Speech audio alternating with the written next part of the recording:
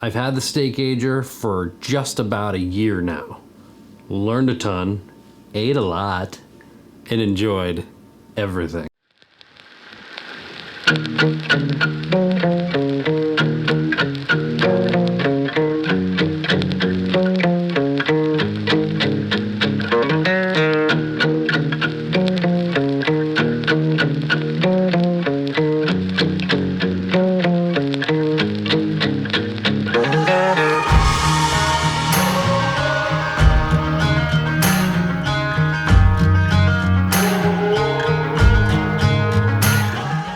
Hey, just so you know, this video is sponsored by SteakAger, but they don't get to see this video before it's published, so these are just my opinions and my experiences over the last year. I want to make this video kind of about like some of the things I've learned, plus what we just finished dry aging. We just finished dry aging a 60-day bone-in Black Angus ribeye.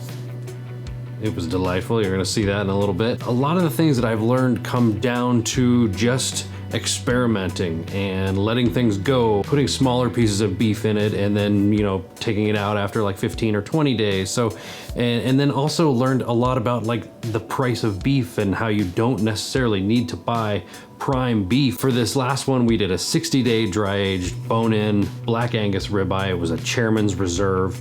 And the price difference of a bone-in Black Angus ribeye compared to a prime ribeye is there's a huge difference. I mean, we're talking like almost $10 a pound difference.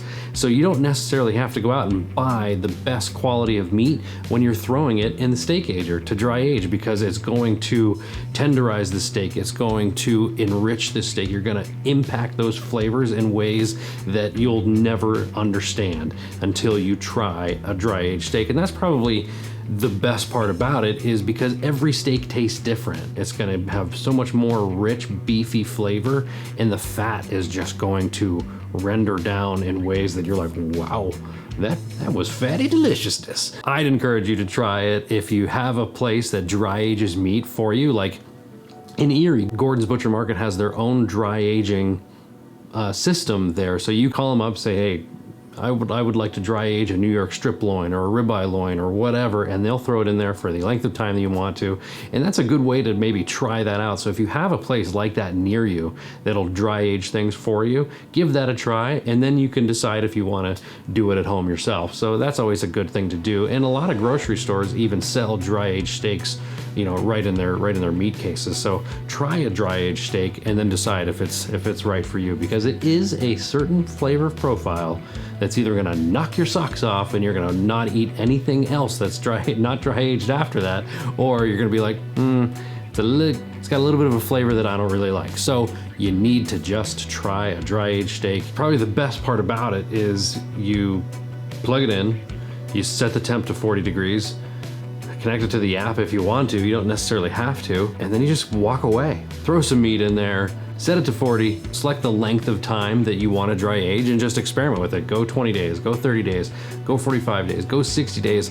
I've never gone past 60 days. I feel like 60 days is kind of a long time. It starts to get, the level of funk starts to grow past 60 days.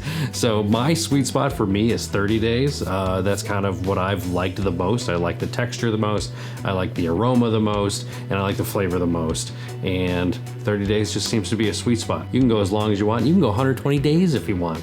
You can go 300 days if you want. And I don't know if I'd do that, but you know, you can give it a try. And I don't think you're gonna be disappointed. There's gonna be a few people that'll be that won't like it, but most of you out there are going to absolutely love the flavor and the process of dry aging your own meat. Now let's get to this 60-day bone-in dry-aged meat that we did, dry-aged ribeye that we did. We had family come over, we were celebrating a few things, and you know, we had this ribeye dry aging for 60 days. I'm like, this is a great way to cap off this celebration. And it it was pretty spectacular. And to round that out, we also got 2 thick Delmonicos from Gordon's Butcher and Market, and they were spectacular. And those were choice Delmonicos. This was a Black Angus ribeye, and it paired together nicely. Cooked it on the charcoal grill because nothing gives steak flavor like charcoal. Perfectly cooked in the middle, and then we topped them with Chef Firestone's homemade truffle butter. Good stuff, good stuff. So let's get into it. I'm gonna show you what these steaks look like, what it looked like after 60 days, and yeah, let's get to it.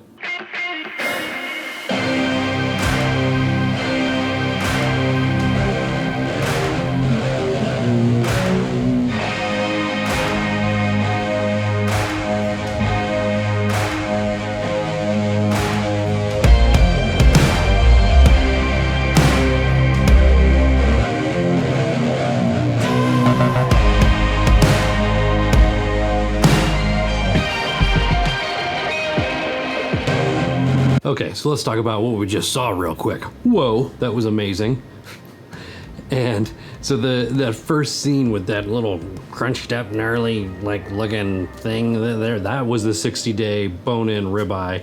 So that's what a dry-aged subprimal beef loin looks like after it's been dry aged. For whether it's 30 days or 60 days, you're gonna have that hardness, that scaling. It's called the pellicle.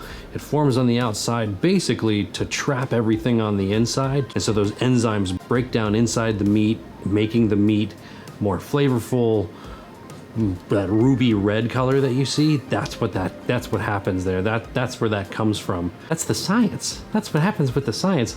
I'm not a scientist. I just know that it tastes good when science happens sometimes. So, and I cut these steaks. A few of them I cut what's called French style, where you basically take your knife and you take off the fat that's right towards the end of the bone. I think this is a little bit more cowboy style than tomahawk. That's basically what that is. So I cut a couple like that, and then I left the fat on a couple other ones because I was sharing this loin with Uncle Billy. But the one we cook is one of the French ones. And I cut that bad boy about 2.5 inches. I mean, it was a little bit more like a roast than it was a steak. And those beautiful Delmonicos were about a 1.5 to 2 inch cuts. I mean, they were nice. They were nice and thick cuts of steak. So they went on the grill, loaded them up with salt. You're gonna lose a ton of salt as soon as you throw your steaks on the grill. And with a steak that big, you need to throw on a lot of salt. Now you can season your steaks any way you want. I just use salt and that's it.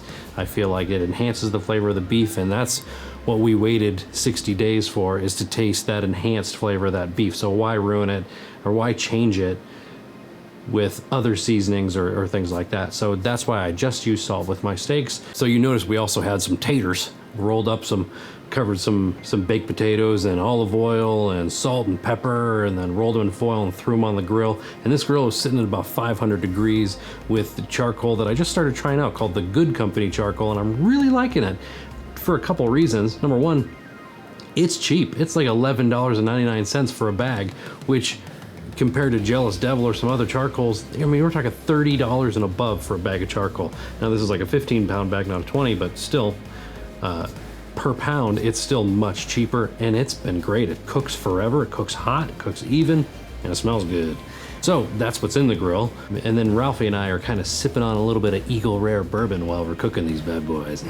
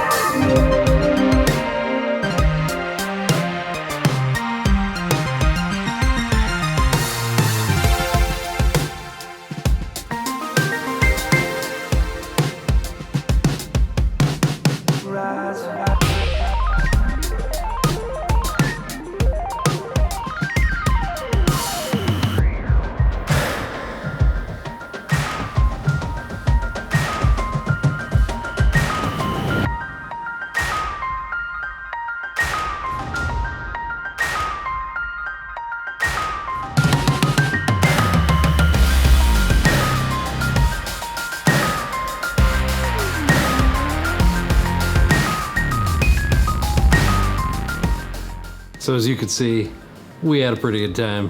We ate real well. You could tell by the look on Ralphie's face that it was delightful, delicious, and worth the wait of 60 days. So, if you have any questions about the SteakAger or dry aged meat or anything like that, feel free to comment below. Let me know what you think. Let me know your thoughts. If you have any questions, concerns, if you're like, I don't know if it's right for me, I don't know. I thank the people at SteakAger for sending me this unit and letting me make some videos and letting me eat really well. It's been a big ride, because then they brought in the wildfire grill and all that jazz. More for another video. But anyways, I want to thank you for watching. Hit the subscribe button and let me know in the comment section what you think. And if you've ever had a dry aged steak, let me know in the comment section what you thought about it. And if you have a SteakAger, let me know in the comments below. Sound off, SteakAger fam. Thanks for watching. Until next time.